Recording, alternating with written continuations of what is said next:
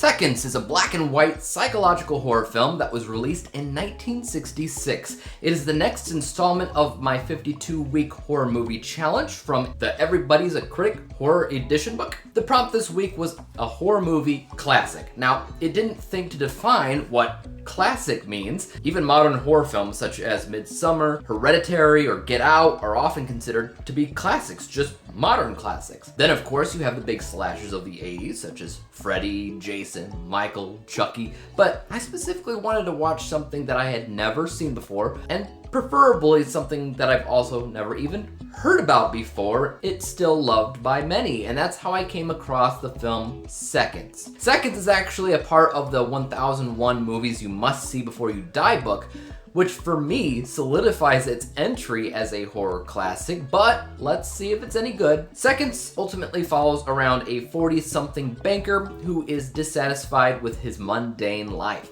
When he gets the opportunity of a lifetime to ultimately fake his death and become a new person through extensive plastic surgery and vocal cord reconstruction, even his fingerprints have been changed. But as it turns out, maybe dissatisfaction with your life is more internal than external, and agreeing to the procedure signed him up to be controlled by a shadowy corporation forever. Funny enough, one of the main reasons the plot of this film interested me to check it out was because it reminded me of the most recent screenplay that I just finished writing. Both deal with a complete abandonment of a normal but kind of boring life for a body swap of sorts where they think it might be better, but it turns out not really the case. Both stories are existential in nature, and they're founded on the be careful what you wish for moral of the story. What I think worked the most here for Seconds is the choice to utilize black and white instead of color. As a 1966 film, obviously they could have filmed it in color if they so wanted to,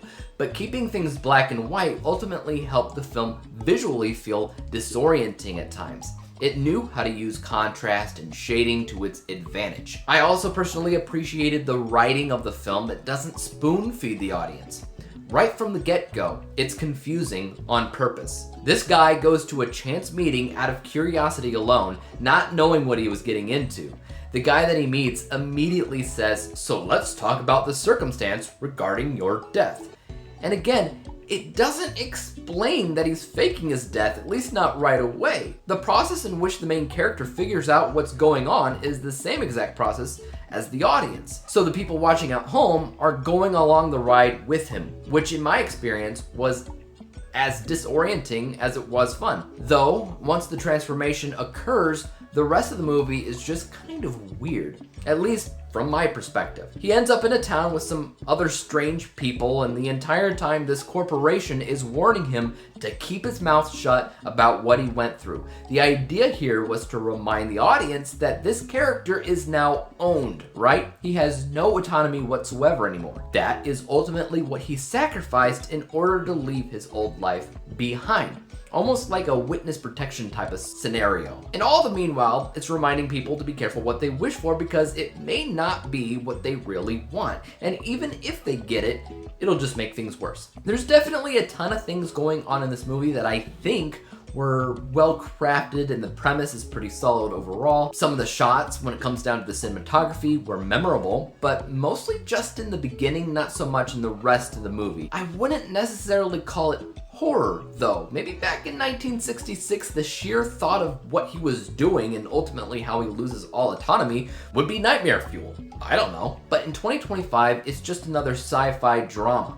I wouldn't even say thriller. I wasn't really all that tense when I was watching it, and ultimately I wanted more out of it. The end of the movie was strong, especially for the time that it came out in, but in terms of calling it a strong horror film that I wanted to add to my collection and talk about for days, that is not what Seconds is for me.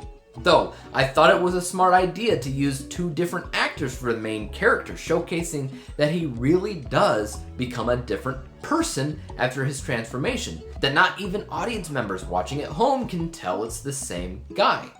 Acting-wise, I think that both of the actors did a pretty good job at portraying each other, so suspension of disbelief, you can at least believe what happened actually happened, which was one of the best elements of the film, bar none. At the end of the day though, I think that this movie is stronger in concept than design. And this is just my bias speaking, but I prefer how I approached a similar concept in my screenplay.